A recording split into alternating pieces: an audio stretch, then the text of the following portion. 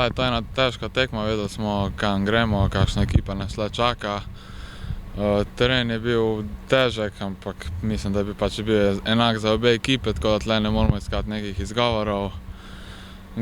Domačini so povedali 2:0, pa smo se mi vrnili, pol še en gol čist pred koncem prvega polčasa, pa v drugem polčasu smo mi hitro izenačili, pa je bila tekma, bila bi šla v eno in v drugo stran, na koncu pa moramo biti zadovoljni s točko.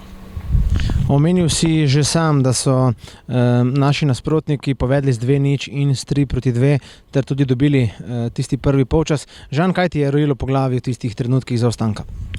Ja, res je, oni so dvakrat povedali, ampak mi smo takrat stopili skupaj, nismo se predali, nismo se vrnili. Mogoče smo dobili tudi, mislim, da 3 gole na enak način, bi lahko rekli, pač po centru, iz centra, ampak moramo to odpraviti v naslednjih tekmah, pa mislim, da bo vse v redu. Znašel si se na zate nekoliko nenavadnem položaju, na položaju zadnjega zveznega nogometaša. Kako si se počutil? Ja, pred tekmo se je trener odločil, da bom odigral na zvezdnem položaju.